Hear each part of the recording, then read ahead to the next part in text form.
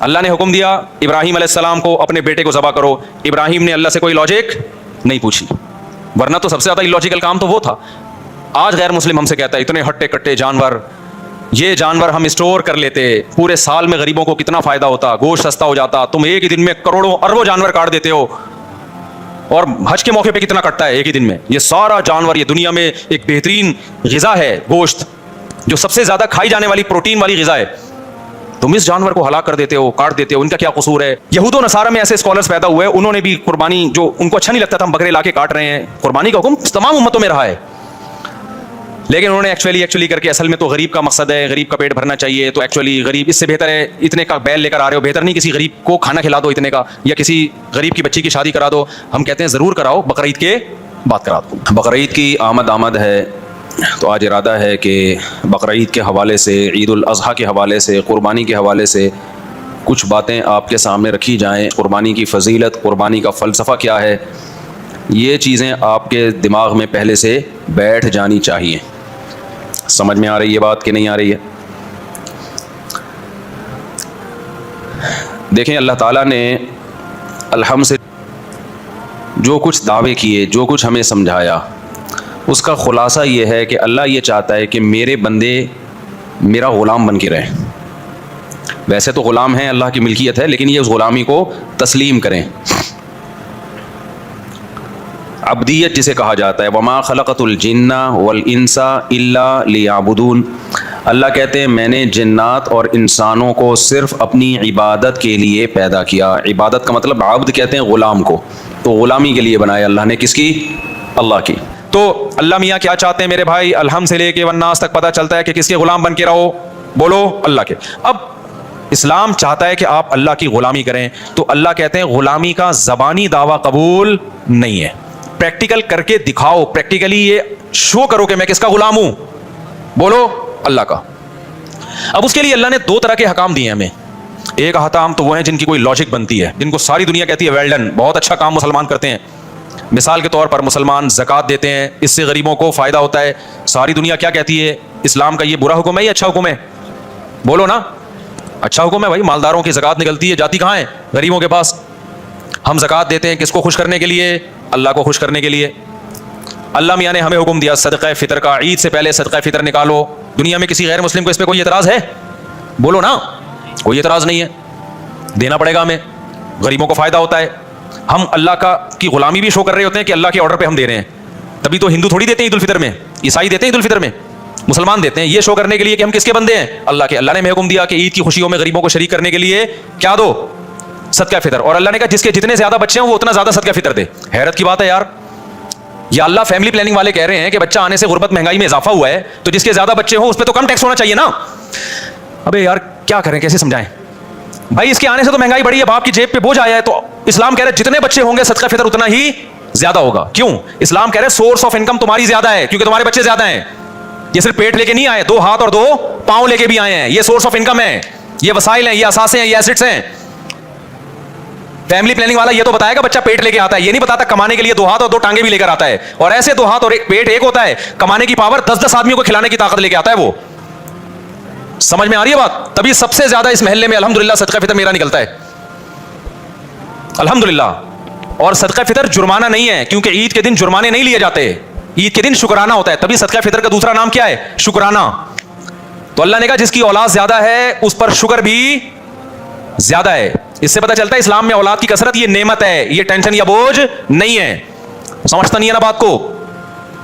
خیر, آپ کی اسپیڈ میں کوئی فرق نہیں پڑنے والا, ہمیں پتا ہے. آپ 2 بچے ہی اچھے لے کے چلیں, پھر بڑھاپے میں ترسو گے آپ, جوانی میں بھی ترسو گے. بچوں سے تو گھر میں رونق ہوتی ہے یار, آنکھوں کی ٹھنڈک ہوتے ہیں.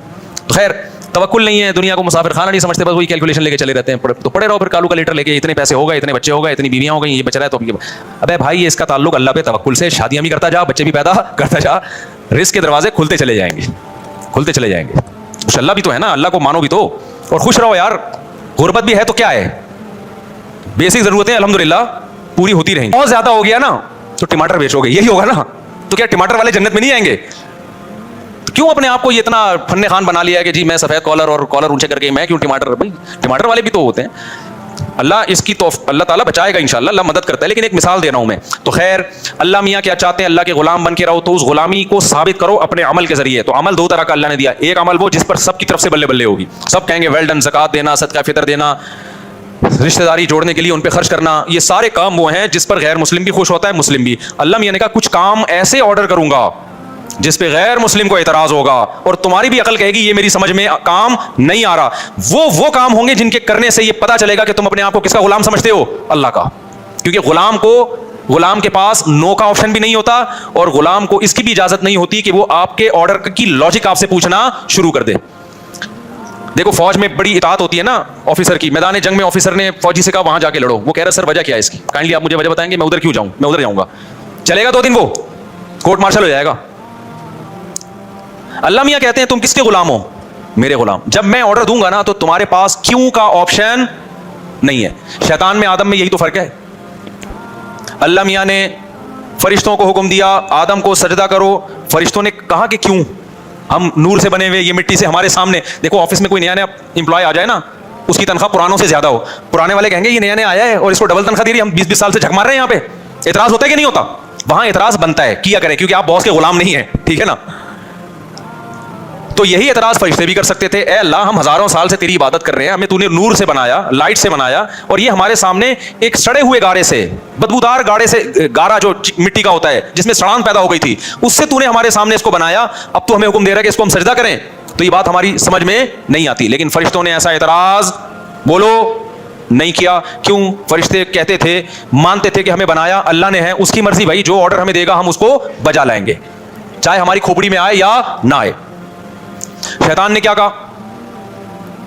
شیطان نے کہا کہ بھائی, وہ ہمارے ایک استاد ہے, میں نے ان سے شیطان پہ مجھے مذاق یاد آیا, وہ میں ہمارے ایک استاد آج کل طبیعت خراب ہے تو ان کی جگہ بخاری میں پڑھا رہا ہوں نا, تو بخاری میں ایک باب آیا صفت و ابلیس, ابلیس کے اوصاف. تو شیطان نے کیا کہا بھائی؟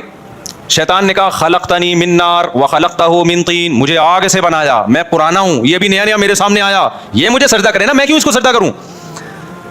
اب ہونا یہ چاہیے تھا اللہ میاں بیٹھ کے شیطان کو سمجھاتے کہ نہیں, اصل میں بات یہ ہے کہ اگرچہ یہ بعد میں پیدا ہوا ہے یا یہ مٹی سے بنایا ہے, لیکن اصل میں اس کا جو میں نے دماغ دیا ہے, اس میں جو علم کی صلاحیت دی ہے وہ تم سے زیادہ. لیکن اللہ میاں نے شیطان کے سامنے ایسی کوئی لاجک پیش, یار آپ لوگ جملہ مکمل کر لیا کریں, نہیں کی ہے. اس کو سمجھایا نہیں بٹھا کے کہ ایکچولی یہ بات تو تمہاری فی نفسی درست لگتی ہے مجھے, لیکن ایک دوسرے پہلو سے غور کرو. کیوں؟ وہ اللہ ہے. وہ کون ہے؟ وہ خدا ہے. وہ پھر خدا کس بات کا بھائی اگر وہ بیٹھ کے سمجھانا شروع کر دے؟ اس لیے میں خواتین سے کہتا ہوں گھر میں شوہر کی اطاعت کرو. بعض دفعہ شوہر ایسی بات کہہ رہا ہوتا ہے جو آپ کی سمجھ میں نہیں آ رہی, پھر بھی مان لو, کیونکہ سربراہ کون ہے؟ سربراہ کی ڈیفینیشن یہ ہوتی ہے کہ حرف آخر اس کا فیصلہ ہوگا. اگر ہر بات وہ گھنٹوں بٹھا کے سمجھائے گا تو وہ سربراہ نہیں ہے, وہ خانسامہ ہے, وہ مکھنچو ہے, اس کو آپ کچھ بھی نام دے سکتے ہو. سربراہ کا مطلب پاور ہے اس کے پاس, ڈیسیژن پاور ہے اس کے پاس. ہاں خلاف شرع کام کا حکم نہ دے رہا ہو, وہ ظلم نہ کر رہا ہو. نارملی اگر وہ کوئی بات کا آرڈر کرے گا تو گھر کے افراد پر اس کا حکم ماننا لازم ہوگا شریعت کی روح میں, تاکہ سربراہ تو ہو. اب تو گھر میں سربراہ ہی کوئی نہیں ہے تو گھر پھر تباہ ہوتے ہیں اس طریقے سے. تو اللہ میاں نے شیطان کو سمجھایا نہیں کہ دیکھو یوں ہے. اللہ میاں نے کہا کہ فخرج منہا فانک رجیم, تو مردود ہے آج سے, دفع ہو جائے یہاں سے. سمجھ میں آ رہی ہے بات کہ نہیں آ رہی؟ شیطان کو پھر بھی عقل نہیں آئی کہ اللہ غصے میں ہے, میں سوری کر لوں. شیطان نے کہا ایک تو میں بات ٹھیک کر رہا ہوں, ٹھیک ہے نا, اوپر سے بجائے اس کے کہ مجھے سمجھایا جائے, یہ میرے اشکال کو دور کیا جائے, الٹا مجھے دھتکارا جا رہا ہے. اب اللہ کو تو کچھ نہیں بگاڑ سکتا تھا نا. شیطان نے کہا یہ سب کس کی وجہ سے ہو رہا ہے؟ یہ جو نیا امپلائی آیا ہے نا, جس کی وجہ سے میری تنخواہ اس کو ڈبل دی جا رہی ہے, اب باس کا کچھ نہیں بگاڑ سکتے تو اس کی جڑیں کاٹنا. لوگ دفتروں میں بھی تو یہی ہو رہا ہوتا ہے. تو شیطان نے کہا خدا کے ساتھ تو کچھ نہیں کر سکتا, میں اس آدم کو نہیں چھوڑوں گا. میں اب تک اکڑا ہوا ہے شیطان. تو اللہ میاں نے اس میں ایک سبق دے دیا کہ میرے کچھ احکام ایسے ہوں گے جن کی لاجک تمہاری سمجھ میں بولو نہیں آئے گی. تو جو میرے بندے ہوں گے مجھے مانیں گے, وہ لاجک جانے بغیر میرے حکم پر عمل کریں گے. قربانی بھی انہی اور حج بھی انہی حکام میں سے ایک حکم ہے. حج میں ہم شیطان کو کنکریاں مار رہے ہیں, وہاں کوئی شیطان نہیں ہے بھائی. ایک سعودی حکومت نے یہ لگایا ہوا ہے پتھر. ونس اپون اے ٹائم یہاں شیطان تھا جب ابراہیم علیہ السلام نے مارا تھا, اب تھوڑی وہاں شیطان ہے. اب تو وہ پتھر اس لیے لگا ہوا ہے تاکہ کسی اور بندے کو نہ مار دو آپ شیطان کے. تو ایک نشانی لگا دی بھائی یہاں مارنا ہے پتھر, ورنہ پاکستانی پتہ نہیں کدھر جا کے مار رہے ہوتے. پی ٹی آئی والے مسلم لیگیوں کو مار رہے ہوتے, مسلم لیگ والے پی ٹی آئیوں والے کو, اور شیطان پر رکھ کے آ جاتے. تو ہمارے یہاں تو اختلاف اعتدال سے نہیں ہوتے نا. تو وہاں حکومت سعودیہ نے نشان لگایا, ورنہ وہاں اصل میں کوئی نشان بھی نہیں تھا, اور وہاں بھی شیطان ہے بھی نہیں. لیکن حکم دیا گیا کیا کرنا ہے بھائی. اب بے وقوف لوگ کہتے ہیں کیسا حکم ہے یار, جا کے پتھر مارو, اس کے لیے ہم 10-15 لاکھ روپے خرچ کرنے آئے ہیں یہاں پہ. لیکن جو خدا کو مانتے ہیں وہ کہتے ہیں جو خدا کہے گا ہم وہ ان کو اس عبادت میں بڑا مزہ آتا ہے. خدا کی قسم حج میں جو رمی کے وقت ایمان بنتا ہے نا, وہ کسی اور موقع پہ وہ جذبات پیدا نہیں ہوتے. لاکھوں لوگ ایسے دیوانوں کی طرح اٹھا کے کنکریاں, یا اللہ یہ 7 کنکریاں مارنے کے لیے 18 لاکھ روپے خرچ کر کے آئے ہیں. ہاں بھائی اسی کام کے لیے, کیونکہ یہ کنکری برائے کنکری نہیں ہے, یہ آرڈر کس کا ہے؟ یہ خدا کا حکم ہے, اس نے بولا یہ کام کرو. تو جو اللہ کے ماننے والے ان کے لیے یہ کنکری کا عمل ایمان کے بڑھنے کا ذریعہ بن جاتا ہے. جو نہیں ماننے والے وہ لاجک کی تلاش کرتے رہتے ہیں, یار اس کام, ایسے بھی لوگ ہم نے دیکھے لبرل لوگ, ابے یہ کیا ہے یار, عرفہ میں جا کے بیٹھ گئے, دھوپ میں جا کے بیٹھ گئے اور بغیر سلے ہوئے کپڑے پہن لیے, بس وہ چادریں 2 باندھ لی, کبھی ادھر جا رہے ہیں, کبھی مینا سے نکل کے ادھر جا رہے ہیں, کبھی مینا میں آ کے بیٹھ رہے ہیں. کیا ہے یار, یہ بور ہو جاتے ہیں لوگ, ٹینشن میں آ جاتے ہیں کہ اس کی لاجک کیا ہے, سمجھ میں نہیں آ رہا. اسی وجہ سے بہت سے حج کرتے ہی نہیں ہیں. لیکن جو اللہ کو ماننے والا ہے وہ کیا کرتا ہے, بھائی اللہ نے حکم دیا مینا جاؤ, اب میں مکہ میں نہیں ٹھہروں گا, مینا جاؤں گا. اللہ نے حکم دیا وہاں سے کہاں جاؤ, مکہ میں جاؤ, تو وہ مکہ جائے گا. اللہ نے حکم دیا اب طواف کرو, اب وہ طواف کرے گا. اللہ نے حکم دیا اب سر منڈاؤ, وہ کیا, اب بتاؤ سر منڈانا کیا عبادت ہے بھائی؟ اسلام تو زینت کو پسند کرتا ہے. سر منڈانا عام حالات میں کوئی سنت عمل نہیں ہے, نبی نے ہمیشہ بال رکھے ہیں, لیکن حج عمرے کے موقع پہ سر منڈا لیا. یا قصر کیا, قصر بھی جائز ہے, بال چھوٹے کرانا بھی جائز ہے. کیونکہ مجھ پہ لوگ طنز کر رہے ہوتے ہیں جب میں عمرہ کر کے آتا ہوں, کہتے ہیں اس میں تو 6 عمرے اور ہو سکتے ہیں, ابھی اتنے بڑے بال ہیں کہ 6 عمرے اور ہو سکتے ہیں. تو شروع میں ہم نے ٹرین کرا لی تھی, اب قصر کر لیتے ہیں. تو خیر, تو قربانی بھی اسی طرح ہی ہے. اللہ نے حکم دیا ابراہیم علیہ السلام کو اپنے بیٹے کو ذبح کرو. ابراہیم نے اللہ سے کوئی لاجک نہیں پوچھی, ورنہ تو سب سے زیادہ اللاجیکل کام تو وہ تھا. آج غیر مسلم ہم سے کہتا ہے اتنے ہٹے کٹے جانور, یہ جانور ہم اسٹور کر لیتے, پورے سال میں غریبوں کو کتنا فائدہ ہوتا, گوشت سستا ہو جاتا, تم ایک ہی دن میں کروڑوں اربوں جانور کاٹ دیتے ہو, اور حج کے موقع پہ کتنا کٹتا ہے ایک ہی دن میں. یہ سارا جانور, یہ دنیا میں ایک بہترین غذا ہے گوشت, جو سب سے زیادہ کھائی جانے والی پروٹین والی غذا ہے. تم اس جانور کو ہلاک کر دیتے ہو, کاٹ دیتے ہو, ان کا کیا قصور ہے؟ ہم کہیں گے بھائی پیدا کس نے کیا ہے؟ اللہ نے. وہ ویسے بھی تو مار سکتا ہے نا, اور اس میں ان جانوروں کا حقیقت میں فائدہ ہے, ورنہ جن جگہوں پہ جانور نہیں کٹتے ان میں ان جانوروں کی حالت تو دیکھو. کیونکہ یہ جو جانور ہے نا, 4 قسم کے جانور, یہ اللہ نے پیدا کرنے کے لیے, اگر ان کو نہیں کاٹیں گے تو یہ بڑی قسم پرسی میں سسک کے مریں گے یہ, کیونکہ ان جانوروں کا پیٹ انسان بھر سکتا ہے. یہ پالتو جانور ہیں, اور انسان جب تک پالے گا نہیں, جب تک انسان کا اس میں فائدہ نہیں ہوگا تو پالے گا نہیں, اور پالے گا نہیں تو یہ بھوکے مریں گے. آپ دیکھ لو نا جن علاقوں میں ان جانوروں پہ پابندی ہے گوشت کھانے پر, ان علاقوں میں یہ گائے بھینسے بوڑھے ہو کے تڑپ کے سسک کے مرتے ہیں. یہ وہ ایک الگ ٹاپک ہے, اس میں حکمتیں کیا ہیں. ابھی تو ہم یہ بتا رہے ہیں کہ کوئی حکمت نہ بھی ہو, ہم کس کے آرڈر کو فالو کرتے ہیں. خدا نے حکم دیا یہ جانور میں نے پیدا کیے, ان کو میں نے تمہارے لیے مسخر کیا. تو بقرعید کے 3 دنوں میں اللہ کو جانور کا خون بہانے سے زیادہ کوئی عمل محبوب نہیں ہے. اب غیر مسلم ہم سے کہہ سکتا ہے کہ ٹھیک ہے, اگر آپ نے جانور کاٹنا ہی ہے تو کچھ ڈسیبل جانور ہوتے ہیں, کچھ لنگڑے ہوتے ہیں, کچھ کاڑے ہوتے ہیں, وہ ویسے ہی ضائع ہونے والے ہیں, تو ان کو کاٹ دو تاکہ ان کا گوشت کام آ جائے. اللہ میاں نے کہا نا نا نا نا نا نا, جو لنگڑا ہے وہ بولو نہیں چلے گا, جو اندھا ہے وہ نہیں چلے گا. بھائی ایسا ہی ہوتا ہے نا, ہمارے یہاں تو جو مرغی بیمار ہوتی ہے وہ کاٹنا ہی ہے اس کا علاج, کیونکہ وہ تو ویسے ہی مر جائے گی. ابھی ہماری ایک مورنی مر گئی, ہمیں افسوس یہ ہوا کہ پہلے ہم کاٹ دیتے تو اچھا تھا, کام آ جاتی. سمجھ میں آ رہی ہے بات؟ تو ہونا تو یہ چاہیے تھا بیمار جانور, لنگڑے جانور, کاڑے جانور جو ویسے ہی کسی کام کے نہیں ہیں, تو اب چلو ان کو کاٹ کے کیا کر لو, کسی ٹھکانے لگا دو. اللہ نے کہا نا, مجھے صحیح سالم جانور چاہیے, ٹھیک ہے نا, ہٹا کٹا دنیا کی چیخیں نکل جائیں کہ مسلمان کر کیا رہا ہے. پوری دنیا میں یہ ہٹے کٹے بیل, اونٹ 5 سال میں جا کے تیار ہوتا ہے, 2 دانت کا, بچہ بھی نہیں ذبح کرنا, کم سے کم 2 سال کا بیل ہو, بکرا 1 سال کا ہو. ورنہ لوگ کیا کرتے, چھوٹے چھوٹے بچے جن پہ ابھی پیسہ خرچ ہی نہیں ہوا ان کو ذبح کر دیتے. نا نا نا, تیار ہو چکا ہو, بھرا ہوا جانور ہو. بعض ایسے جانور ہوتے ہیں لوگ مذاق اڑاتے ہیں محلے والے کے, سوپ بنا کے پی لے بھائی تو اس کا, ٹھیک ہے نا. اللہ میں نے کیا کہا, اچھا جانور ہو. تو یہ بات بظاہر اللاجیکل ہے, لیکن مسلمان کا خدا سے رشتہ ہے. اور آپ کو پتہ ہے قربانی کا حکم یہود و نصارہ کو بھی ہوا تھا, لیکن ان کے ہاں غامدی صاحب جیسے اسکالرز پیدا بہت پہلے ہو گئے تھے.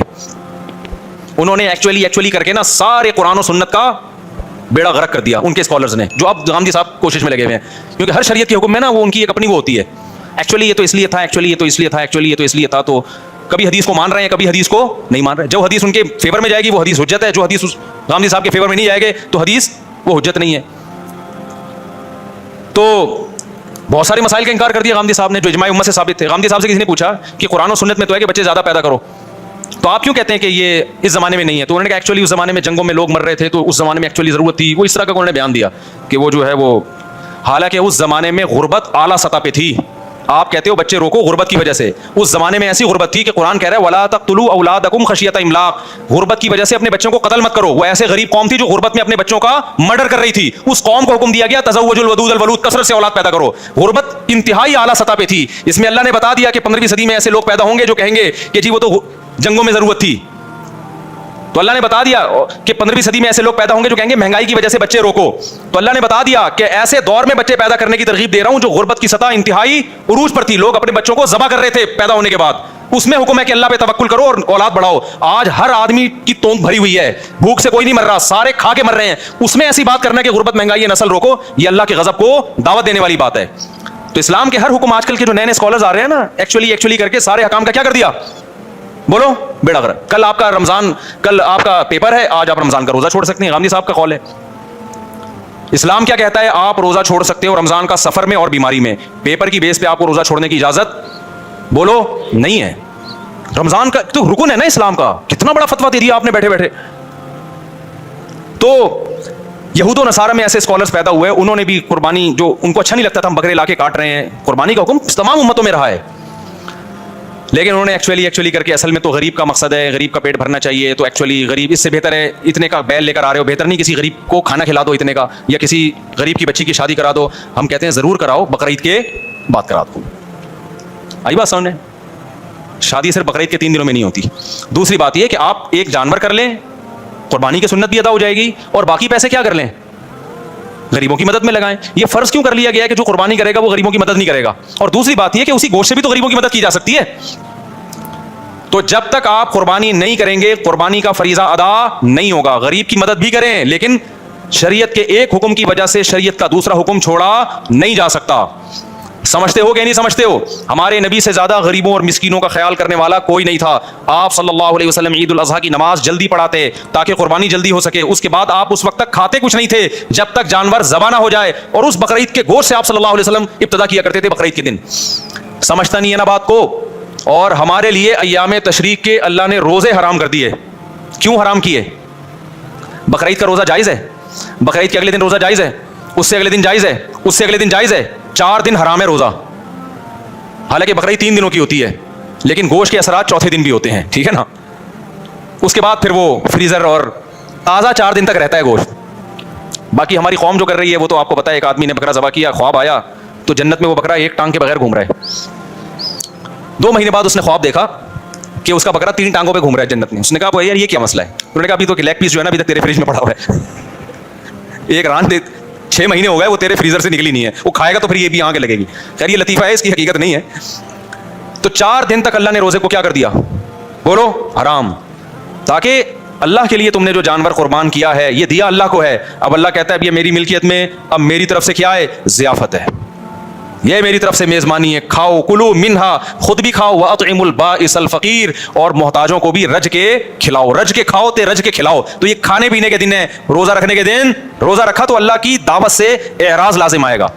تو یہ میرے بھائی جب تک ہو نہیں سکتا جب تک جانور کٹے نہیں. سمجھتا ہے بات کو؟ تو اب لاجک سمجھ میں آئے نہ آئے, ہم طیبوا بہا نفسکم, حدیث میں آتا ہے خوش دلی کے ساتھ قربانی کیا کرو. اور جو لوگ کہتے ہیں جانور پہ ہمیں ترس آتا ہے, اگر اس جانور کو ہم ایسے ہی چھوڑ دیں نا تو جو بڑھاپے میں اس پہ آپ کو ترس آئے گا نا وہ اس سے زیادہ ہوگا, کسی کے کام کا بھی نہیں رہے گا. آپ دیکھ لو انڈیا میں جو بوڑھے جانور ہیں ان کے ساتھ کیا ہوتا ہے, کیونکہ جب وہ انسانوں کے کام کے نہیں ہیں تو بوڑھے ہو جاتے ہیں. بڑھاپے میں کوئی ان کا خیال نہیں کر رہا.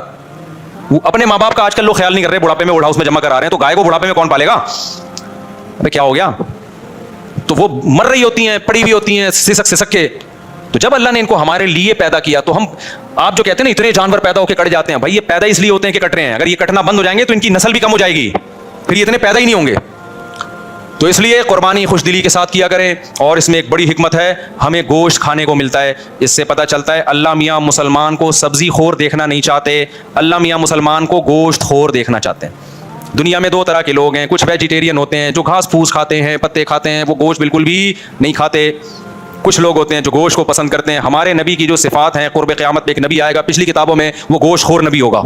ہمارے نبی نے اونٹ, اچھا گوشت بھی گوشت ہونا چاہیے, مچھلی اٹس ناٹ کالڈ گوشت, فش بھی ویسے گوشت کہتے ہیں, لیکن جو لحم ہے نا عربی میں, لحم التحام سے نکلا ہے. التحام گھمسان کی جنگ کو بولتے ہیں عربی میں. تو لحم میں بھی کیا ایک شدت پائی جاتی ہے گوشت میں. یہ شدت گائے میں, اونٹ میں, دمبے میں, بکرے میں پائی جاتی ہے, مرغی میں اور مچھلی میں نہیں پائی جاتی. کھائیں مرغی مچھلی بھی, قربانی ان کی نہیں ہوگی. اس سے پتہ چلتا ہے اللہ زیادہ پروٹوکول ان 4 جانوروں کو دے رہے ہیں. گوشت کھانا ہو تو اونٹ کا کھاؤ, یا بچیا بچڑے کا کھاؤ, یا دمبے کا بھیڑ کا کھاؤ, یا بکرے کا کھاؤ. آج کیا کھایا جا رہا ہے؟ بچوں کو تو کھلا ہی نہیں رہی یہ چیزیں. اور کھلاتے بھی کیسے؟ سارا فیٹ اس کا نکال کے نا, بالکل جو اصل اس کی جو طاقت تھی جس میں. دمبے کی چربی مہنگی ہو گئی سوراب کوٹ میں جب سے میرا بیان دمبے کی چربی کے فضائل پر آیا ہے. میں گیا چکی خریدنے, اس نے کہا صاحب آپ کا بیان آیا تھا نا چکی کے فضائل دمبے کی چکی میں, واقعی یہ جو دمبے کی چکی ہے اس کی جو چربی ہے یہ بہت زبردست چیز ہے, کھایا کرو اس کو, پھر ورزش بھی کرو, ایسا نہ ہو دھماکے سے پھٹ پڑا کے ہلاک ہو جاؤ. تو ہمیں اللہ گوشت خور دیکھنا چاہتے ہیں. کیوں؟ گوشت کھانے سے جسم پہ گوشت چڑھتا ہے, جسم میں طاقت آتی ہے. آج تو میڈیکل سائنس لوگوں کو سبزیوں سے ہٹا کے کس پہ لا رہی ہے؟ گوشت پہ لا رہی ہے. سبزیاں بھی کھائیں, ہمارے نبی نے سبزیاں بھی کھائی ہیں, کھجور کھائی ہے اور بہت ساری چیزیں, لیکن گوشت مسلمان کے مذہب کا ایک حصہ ہے. جتنی بھی اسلامی دعوتیں ہیں نا ان میں گوشت کا تذکرہ ملے گا آپ کو. سبزیاں کھائیں آپ, ہم نہیں منع کر رہے, ضروری ہے سبزیاں کھانا بھی, لیکن مسلمان گوشت سے اوائڈ کر نہیں سکتا. ایکچولی کیوں نہیں اوائڈ کر سکتا؟ 4 دعوتیں بس وہ بتا کے میں بیان ختم کرتا ہوں. اسلام میں دعوت ہے بقرعید کے موقع پہ, اس میں کیا دال چاول کا حکم ہے؟ گوشت. جب تک یہ 4 بڑے جانور نہیں کٹیں گے قربانی کا فریضہ ادا نہیں. اس میں بھی چکن نہیں ہے, چکن نہیں ہے, وہ گوشت جس میں لحم ہو, لحم کا مطلب التحام, شدت پائی جائے. کھاؤ تو پتہ چلے کچھ کھایا ہے. دمبا کھاؤ تو پتہ چلتا ہے کہ کھایا ہے. گائے کھاؤ تو پتہ چلتا ہے, اونٹ کھاؤ تو. مرغی سے کبھی پتہ چلتا ہے کبھی نہیں چلتا, وہ ہلکی چیز ہے نا وہ. دوسرا دعوت ہے اسلام میں ولیمے کی. جب آپ کی شادی ہوگی اسلام کہتا ہے آپ نے کیا کرنا ہے, جب بھی ہوگی. ایک صاحب کو ہنسی آئی, میں نے کہا جب بھی, تو وہ ہنس رہے ہیں. جب بھی آپ کی شادی ہوگی آپ نے کیا کرنا ہے؟ ولیمہ کرنا ہے. اور ولیمے کے بارے میں بھی ترغیب یہ ہے, اولم ولو بشاتن, اگرچہ ایک بکرا کرو.